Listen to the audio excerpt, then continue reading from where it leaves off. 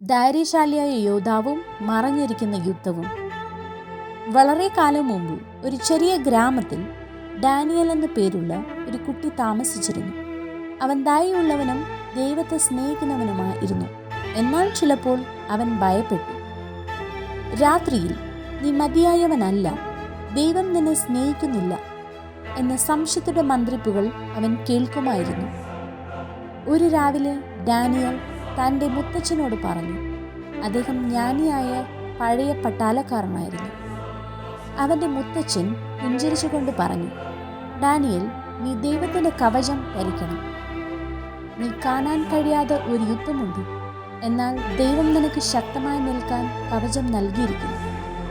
ആ രാത്രി ഡാനിയൽ താൻ വിശാലമായ ഒരു മൈതാനത്തിൽ നിൽക്കുന്ന സ്വപ്നം കണ്ടു. ഇരുണ്ട നിഴലുകൾ അവൻ്റെ നേരെ വന്നു. കള്ളവും ഭയവും മന്ത്രിച്ചു. എന്നാൽ പെട്ടെന്ന് തിളങ്ങുന്ന കവചം അവൻ്റെ അരികിൽ പ്രത്യാശപ്പെട്ടു. സത്യത്തിൻ്റെ അരക്കച്ച അവൻ്റെ അരക്കെട്ടിൽ ചുറ്റിയിരുന്നു. നീതിയുടെ നെഞ്ചില അവൻ്റെ ഹൃദയത്തെ സംരക്ഷിച്ചു. സമാധാനത്തിൻ്റെ ഉരച്ച ചെരുപ്പുകൾ അവനെ ഉരച്ചു നിൽക്കാൻ സഹായിച്ചു. വിശ്വാസത്തിൻ്റെ പരിച സംശയത്തിൻ്റെ തീ അമ്പുകളെ തടഞ്ഞു. രക്ഷയുടെ തിളങ്ങുന്ന ഹെൽമറ്റ് അവൻ്റെ ചിന്തകളെ സംരക്ഷിച്ചു. അവൻ്റെ കയ്യിൽ ദൈവത്തിൻ്റെ വചനമായ ആത്മാവിൻ്റെ വാൾ ഉണ്ടായിരുന്നു. നിഴലുകൾ ആക്രമിച്ചപ്പോൾ ഡാനിയൽ പരിച ഉയർത്തി.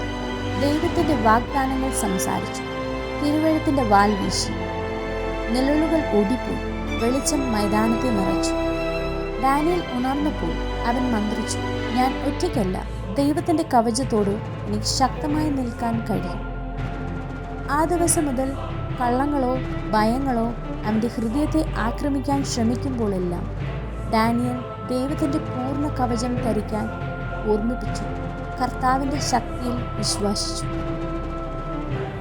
പാഠം: ഡാനിയലിനെ പോലെ നമുക്കും കാണാൻ കഴിയാത്ത യുദ്ധങ്ങൾ നാം നേരിടാം.